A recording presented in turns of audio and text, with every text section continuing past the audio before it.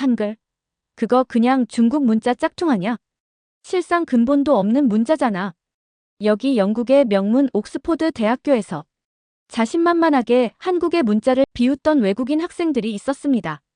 그런데 한국계 유학생이 조용히 꺼낸 이것 하나에 교수님조차 감탄하고 한글을 비난하던 학생들은 부끄러워했는데요. 도대체 한국계 유학생이 꺼낸 그것은 무엇이었을까요? 그리고 왜 교수님께선 감탄을 했을까요? 지금 그 사연을 시작합니다. 안녕하세요. 저는 줄리안 콜맨이라고 합니다. 옥스퍼드 대학교에서 언어학 석사 과정을 밟고 있었어요. 영어, 프랑스어, 독일어 같은 유럽 언어들을 오래전부터 좋아하고 있었고요. 하지만 솔직히 말씀드리면 아시아 쪽 언어에는 별로 관심이 없었어요. 그 중에서도 한글은 그냥 중국 문자의 변형 정도로만 생각하고 있었죠. 그렇게 깊이 있거나 오래된 글자는 아니라고 믿고 있었어요. 솔직히 말해서 뭔가 진짜 문자 같지 않다고 생각하고 있었어요. 그날은 가을 공기가 상쾌하게 퍼지고 있던 아침이었어요. 옥스퍼드 캠퍼스에는 주황색, 금빛 잎들이 나뒹굴고 있었고 저는 자갈이 깔린 길을 따라 천천히 강의실로 걸어가고 있었어요. 그날 들을 강의는 동아시아 문자 체계에 대한 수업이었어요. 당연히 중국 문자를 중심으로 이야기할 거라고 생각하고 있었고 이미 제 마음속에는 한글에 대한 선입견이 단단히 자리 잡고 있었죠. 그냥 간단하게 만든 글자겠지 이런 생각을 하고 있었어요. 강의실에 들어가서 자리에 앉았어요. 좀 오래된 느낌이 나는 커다란 강의실이었어요. 조용한 긴장감이 흐르고 있었고 학생들은 옆 사람과 속삭이며 뭐가 나올지 기대하고 있었어요. 저는 안경을 고쳤으며 주변을 둘러보고 있었어요. 그 중에서도 자주 보던 얼굴, 중국인 박사과정 학생 첸 샤오가 눈에 띄었어요. 그 친구는 항상 뭔가 의심스럽다는 표정을 짓고 있었는데 그날도 마찬가지였어요. 어쩌면 저랑 비슷한 생각을 하고 있었을지도 모르죠. 잠시 뒤 제퍼슨 교수님이 강의실로 들어오셨어요. 느릿하면서도 자신감 있는 걸음이었고 인사도 없이 곧바로 말씀을 시작하셨어요. 여러분, 인류 역사상 가장 혁신적인 문자 체계를 꼽으라면 저는 주저없이 한글을 고르겠습니다. 교수님의 목소리는 강의실 구석구석에 울리고 있었어요. 저는 순간 멈칫했어요. 한글이 혁신적이라고. 저는 놀람과 동시에 어딘가 불편한 기분이 들고 있었어요. 그게 과연 그렇게 대단한 글자일까? 속으로 의문이 가득했어요. 그 말이 끝나기가 무섭게 강의실 안에서는 조용한 소란이 퍼지고 있었어요. 몇몇 학생들은 속삭이며 고개를 갸웃거리고 있었고 그중 첸 샤오가 살짝 손을 들더니 조심스럽지만 단호하게 말했어요. 교수님, 한글이 중국 문자보다 뛰어나다는 말씀이신가요? 한글은 만들어진 지 몇백 년밖에 안 된 문자잖아요. 중국 문자는 수천 년의 역사와 예술성을 갖고 있지 않습니까? 그 친구의 말은 마치 제 마음속을 그대로 옮겨놓은 듯 했어요. 저도 속으로 고개를 끄덕이고 있었어요. 그래, 글자라는 건 세월을 쌓아야 깊이가 생기는 거지. 그냥 만든다고 예술이 되는 게 아니지 하고 생각하고 있었어요. 그런데 교수님은 전혀 흔들리지 않으셨어요. 차분하고 또렷한 목소리로 이렇게 설명하고 계셨어요. 물론 중국 문자는 역사적이고 예술적인 가치가 있습니다. 하지만 한글은 과학과 목적을 가지고 만들어진 문자예요.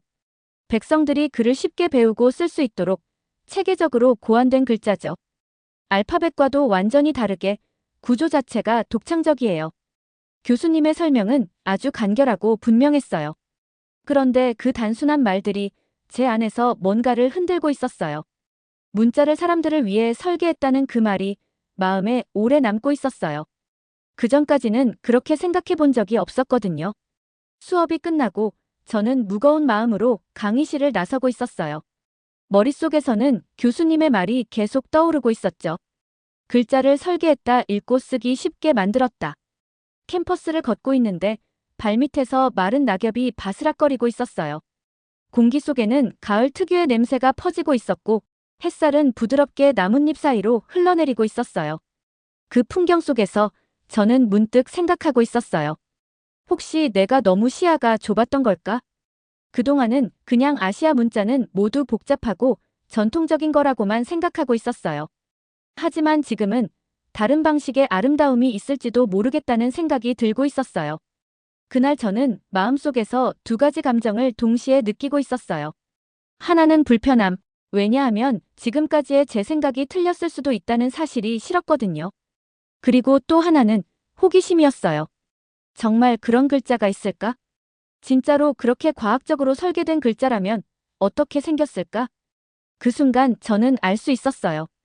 이 수업은 단순한 강의가 아니라 제 생각을 흔들어 놓는 중요한 계기였어요. 강의실에서의 그 충돌은 저에게 새로운 질문을 던지고 있었어요. 한글, 그 안에는 내가 모르던 이야기가 있을지도 모른다. 그날 오후 햇살을 맞으며 저는 조용히 다짐하고 있었어요. 앞으로는 편견 없이 직접 확인해보자. 저는 진짜로 알고 싶었어요. 한글이라는 글자에 어떤 이야기가 담겨 있는지, 그리고 한글이 언어에 대한 제 시선을 어떻게 바꿔줄 수 있을지를요. 수업이 끝난 뒤에도 제 머릿속은 여전히 복잡했어요. 제퍼슨 교수님이 하신 말씀이 자꾸 맴돌고 있었죠. 강의실을 나오자 차가운 옥스퍼드의 공기가 저를 맞이하고 있었어요. 자갈길을 따라 걸으며 익숙한 캠퍼스 카페 쪽으로 천천히 발걸음을 옮기고 있었어요.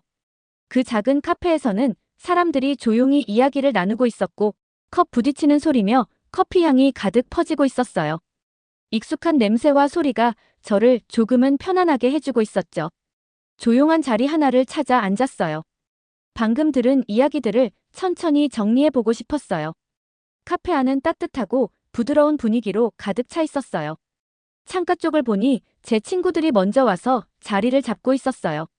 미국에서 온 한국계 친구 미나 박, 그리고 호주 출신 문학 전공 친구 로라 그리핀이었어요. 두 사람 모두 저를 보고 환하게 손을 흔들고 있었고 그 모습에 저도 모르게 안심이 되고 있었어요. 아, 나만 이런 기분은 아니겠지, 그런 생각이 들었죠. 자리에 앉으면서 저는 두 사람의 얼굴을 천천히 바라보고 있었어요. 혹시 이 친구들도 수업 내용에 대해 저처럼 의문을 느꼈을까 궁금했어요. 특히 미나는 한국계 미국인이라서 이중 문화에 대한 깊은 이해가 졌어요. 어릴 때부터 한글을 접하고 자란 친구였어요. 예전에도 몇 번 한글의 독특한 구조에 대해 이야기해 준 적이 있었는데 그땐 제가 별로 귀담아 듣지 않았던 기억이 나고 있었어요. 이번엔 달랐어요. 뭔가 마음 깊은 곳에서 궁금증이 올라오고 있었어요. 조용한 목소리로 미나에게 말을 꺼냈어요. 교수님 말이 좀 의외였어. 난 한글이 그냥 간단하게 만든 글자인 줄 알았거든. 미나는 조용히 고개를 끄덕이며 제 말을 들어주고 있었어요. 그리고 천천히 또박또박 설명해주기 시작했어요. 한글은 소리나는 방식에 맞춰 만들어졌어. 자음이랑 모음을 조합해서 글자를 만들지. 근데 그 조합 방식이 그냥 짜맞추는 게 아니라 아주 정교하게 설계된 거야. 미나는 테이블 위 냅킨에 무언가를 그리기 시작했어요. 작은 기호들을 손끝으로 그려가며 설명을 이어가고 있었어요. 이거 봐. 이 글자는 혀가 목구멍 뒤쪽에 닿을 때 나는 소리를 표현한 거야. 이건 입술을 꼭 다물고 낼 때 나는 소리를 나타낸 거고. 저는 고개를 끄덕이며 그 모습을 바라보고 있었어요. 그 설명 하나하나에서 미나가 자기 언어에 얼마나 애정을 가지고 있는지 느껴지고 있었어요. 그 옆에 있던 로라도 가볍게 말을 보탰어요. 나 요즘 한국 드라마 좀 보거든. 근데 화면에 나오는 글자들이 네모나게 정리돼 있더라고. 어떻게 저렇게 딱딱 떨어지게 만들었지? 보기에도 참 예뻐. 로라는 장난스럽게 웃으며 말하고 있었어요. 학문적인 설명은 아니었지만 생활 속에서 느낀 걸 자연스럽게 풀어내고 있었어요. 그 둘의 이야기를 듣고 있던 저는 마음속에서 뭔가가 조금씩 움직이고 있었어요. 한글이 그냥 간단한 글자가 아니라 사람들을 돕기 위해 설계된 도구였다는 사실이 이제서야 조금씩 이해되고 있었어요. 그 시절에 백성들을 위해 이런 글자를 만든다. 그게 과연 쉬운 일이었을까? 생각이 점점 깊어지고 있었어요.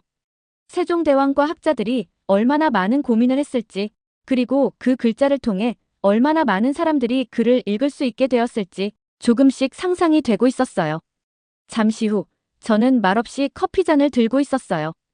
김이 모락모락 피어오르고 있었고 카페 안의 소란스러운 소리들은 점점 멀게 느껴지고 있었어요. 내가 너무 일찍 결론을 내렸던 건 아닐까? 속으로 이런 생각이 퍼지고 있었어요. 친구들과 나눈 대화는 저에게 작은 창을 열어주고 있었어요. 그동안은 바라보지 않았던 세상을 이제는 조심스레 들여다보고 있었어요. 그 순간 저는 뭔가 확실하게 느끼고 있었어요. 이 경험이 내 생각을 바꿔놓을 수도 있겠다. 교수님의 한마디로 생긴 그 호기심이 지금은 점점 깊은 관심으로 바뀌고 있었어요. 그날 저녁, 저는 조용한 공간을 찾고 있었어요. 그리고 저도 모르게 자연스럽게 보들리언 도서관으로 향하고 있었죠. 그 도서관은 오래된 돌벽과 두꺼운 책들로 가득한 곳이었어요. 책장 사이사이에서는 시간이 천천히 흐르고 있었고 작은 속삭임처럼 들려오는 책장 넘기는 소리들이 고요함을 채우고 있었어요. 저는 마음속으로 다짐하고 있었어요. 한글을 좀 더 알아보자. 직접 눈으로 확인해보자. 그렇게 저는 동아시아 언어구역 쪽으로 조용히 걸어가고 있었어요. 높은 책장이 끝없이 이어지고 있었고 그 사이로 수많은 이야기들이 잠들어 있었어요. 저는 책등을 하나하나 손끝으로 느껴보며 천천히 걸어가고 있었어요. 어느 순간 하나의 책이 제 눈길을 끌고 있었어요. 겉표지는 단순하지만 눈에 띄었고 제목은 아주 또렷하게 적혀 있었어요. 한글 가장 혁신적인 글자. 책 제목이 마치 저를 향해 말을 걸고 있는 것 같았어요. 자, 이 안으로 들어와 봐. 새로운 이야기가 기다리고 있어. 호기심과 살짝의 망설임이 뒤섞인 마음으로 책을 꺼냈어요. 그리고 커다란 창가에 놓인 편안한 의자에 조심스럽게 앉았어요. 창문 너머에서는 부드러운 빛이 스며들고 있었고 그 빛이 책장 위로 조용히 내려앉고 있었어요. 저는 숨을 가다듬으며 첫 장을 펼치고 있었어요. 책 속 이야기는 천천히 그리고 조심스럽게 펼쳐지고 있었어요. 한글은 그냥 갑자기 생긴 글자가 아니었어요. 세종대왕과 학자들이 오랜 시간 정성 들여 만들었다고 했어요. 중국 문자를 베낀 게 아니라 사람의 말소리와 입모양을 반영해서 완전히 새롭게 만든 글자라고 설명하고 있었어요. 한 글자 한 글자에는 그만한 이유와 구조가 담겨 있었어요.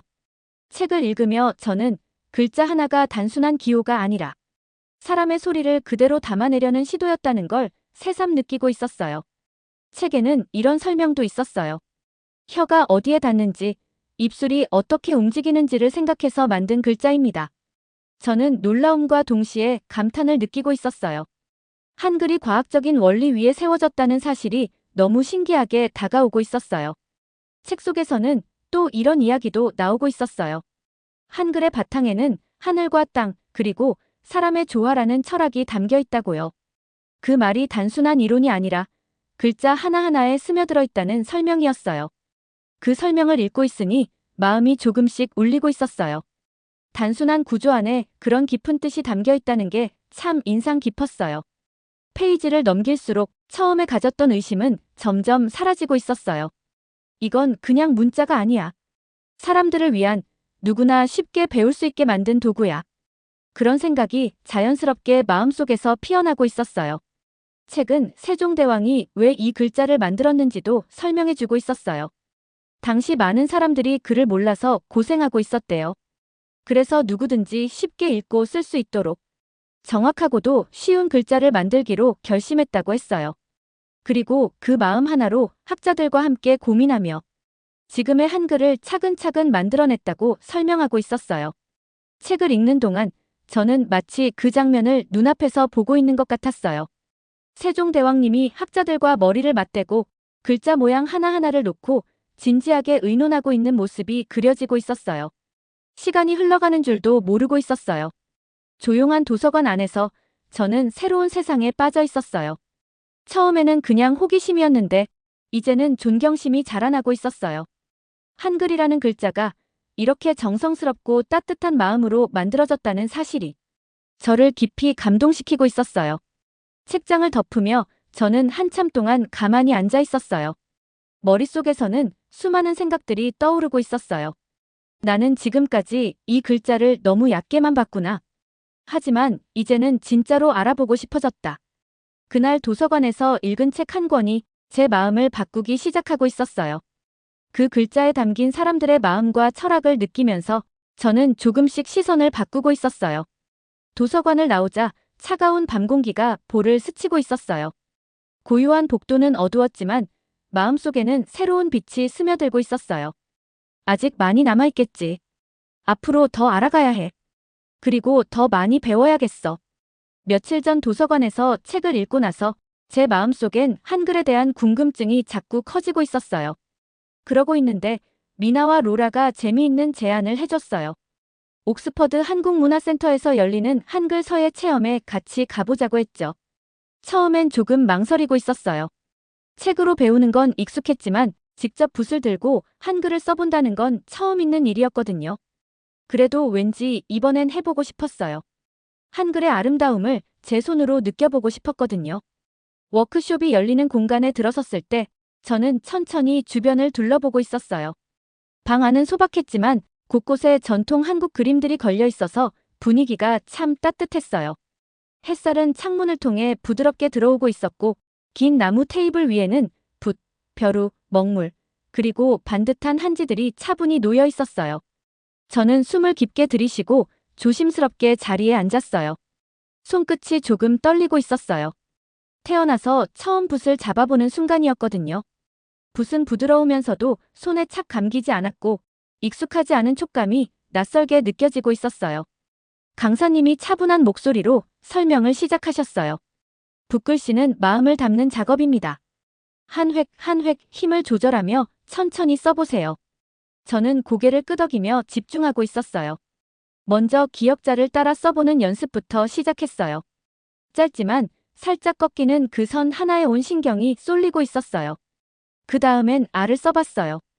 단순해 보였지만 방향과 속도에 따라 느낌이 다르게 표현되고 있었어요. 그리고 둘을 합쳐서 가를 써봤어요.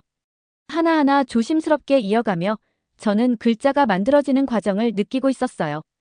글자들이 균형 있게 모양을 갖춰가는 게 참 신기하게 다가오고 있었어요. 점점 익숙해지면서 글자의 소리와 모양이 어떻게 맞물리는지 조금씩 알 수 있었어요. 붓끝에서 먹물이 번져가고 있었고 그 속에 어떤 문화와 생각이 담겨 있는 것처럼 느껴지고 있었어요. 주변은 고요했고 종이에 붓이 스치는 소리만 조용히 들려오고 있었어요. 저는 글자에 집중하고 있었고 그 순간만큼은 시간도 멈춘 듯 느껴지고 있었어요. 서예가 이렇게 마음을 가라앉히는 작업이라는 걸 처음 알게 되었어요. 그렇게 한참 몰입하고 있는데 문 쪽에서 익숙한 얼굴이 조심스럽게 들어오고 있었어요. 첸 샤오였어요. 예전에 한글에 대해 저랑 비슷한 생각을 했던 친구였죠. 그런 그가 이 자리에 온 게 좀 뜻밖이었어요. 그는 살짝 망설이는 표정이었어요. 저는 말은 하지 않았지만 손짓으로 이리 오라고 했어요. 그는 조용히 웃으며 제 옆자리에 앉았어요. 둘 다 처음이라 어색했지만 서로 붓을 들고 서툴게 따라하고 있었어요. 때로는 먹물이 튀고 붓이 미끄러지기도 했지만 그런 실수에 둘 다 피식 웃고 있었어요. 붓이라는 도구 하나로 말없이 마음이 오가고 있었던 거죠. 서예 시간이 끝난 뒤 센터에서 준비한 따뜻한 차를 나눠 마시고 있었어요. 작은 탁자에 나란히 앉아 찻잔을 손에 들고 있었어요. 첸 샤오가 조용히 말을 꺼냈어요. 솔직히 말해서 나 한글을 좀 얕잡아 봤던 것 같아. 직접 써보니까 생각보다 훨씬 체계적이고 논리적이더라. 그 말에는 놀람과 진심이 함께 담겨 있었어요. 그 마음이 저도 너무 잘 이해되고 있었어요. 제가 처음에 가졌던 의심들도 이제는 점점 사라지고 있었어요. 붓을 들고 글자를 써보는 그 짧은 경험이 한글에 대한 제 생각을 완전히 바꿔놓고 있었어요. 그 공간 안에는 따뜻한 공기와 차를 나누는 사람들의 조용한 목소리, 그날 저는 한 가지를 분명히 느끼고 있었어요. 언어는 단지 정보를 전달하는 도구가 아니었어요. 붓 하나, 종이 한 장, 그리고 한 글자. 그 안에는 문화가 있고 역사가 있고 무엇보다 사람들의 마음이 담겨 있었어요. 찻잔을 내려놓으며 제가 쓴 가 하나 같은 글자들을 천천히 바라보고 있었어요. 그 안에서 저는 처음으로 이해라는 감정을 느끼고 있었어요. 이전까지는 그냥 알고 있다고만 생각했던 한글이 이제는 느껴지는 글자로 다가오고 있었어요. 워크숍을 마치고 밖으로 나왔을 때 저녁이 되어 바람은 차가웠지만 마음은 따뜻해지고 있었어요. 그날의 경험은 제게 이런 걸 알려주고 있었어요. 직접 손으로 해보는 게 책 100권 읽는 것보다 더 깊은 배움이 될 수 있다는 걸요. 그리고 진심으로 배우고 싶을 때 그 문화와 가까워지는 건 생각보다 더 쉬울 수 있다는 걸요. 몇 주가 훌쩍 지나가고 있었어요. 어느덧 학기 마지막 강의가 다가오고 있었죠. 그날 저는 약간 떨리는 마음으로 교수님의 강의실로 향하고 있었어요. 하지만 예전과는 뭔가 달랐어요. 한글에 대해 공부하고 경험하고 이해하려고 노력하는 그 시간들이 저를 조금씩 바꾸고 있었거든요. 예전에는 한글을 그냥 옛 문자에서 조금 변형된 거라고만 생각하고 있었어요. 그런데 지금은 아니었어요. 한글은 뚜렷한 목적을 가지고 사람들을 위해 읽고 쓰기 쉽게 만들려고 정말 고민해서 만든 글자라는 걸 깨닫고 있었어요. 익숙한 강의실에 앉았을 때 예전 수업 시간들이 하나하나 떠오르고 있었어요. 처음 가졌던 의심들, 도서관에서 읽었던 책, 서예 워크숍에서 느꼈던 감정들까지 조용한 강의실 안에서 학생들은 하나둘 자리에 앉고 있었고 제퍼슨 교수님의 목소리가 조용히 울려 퍼지고 있었어요. 그날 강의 주제는 언어의 힘이었어요. 교수님의 말투는 차분하면서도 따뜻했어요. 저는 한마디 한마디를 집중해서 듣고 있었어요. 어느 순간 마음속에서 무언가 올라오고 있었어요. 조심스럽게 손을 들었어요. 그리고 작은 목소리로 물었어요. 교수님, 이번 학기에 정말 많은 걸 배웠어요. 그런데 한글이 정말 다른 문자에서 완전히 독립적인 글자라고 할 수 있을까요? 제 질문이 공기 중에 그대로 떠 있는 듯 했어요. 강의실은 잠깐 조용해졌고 저는 답변을 기다리며 긴장하고 있었어요. 교수님은 미소를 지으셨어요. 그 표정은 따뜻하고 너그러웠어요. 천천히 말씀하셨어요. 줄리안, 모든 언어는 과거에서 배웁니다. 한글도 예외는 아니죠. 하지만 중요한 건 한글은 배움을 바탕으로 전혀 다른 길을 걸었다는 거예요. 소리를 기반으로 설계되었고 누구나 배울 수 있도록 만든 글자죠. 그 점이 한글을 특별하게 만듭니다. 그 말이 마음 깊이 스며들고 있었어요. 저는 고개를 끄덕이며 안도의 숨을 내쉬고 있었어요. 그리고 마음속에서는 겸손함이 피어나고 있었어요. 수업이 끝난 뒤 저는 첸샤오, 미나, 로라와 함께 강의실을 나서고 있었어요.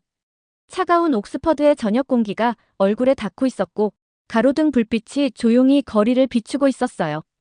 우리는 천천히 걷다가 조용한 벤치에 앉아 그날 강의에 대해 이야기를 나누고 있었어요.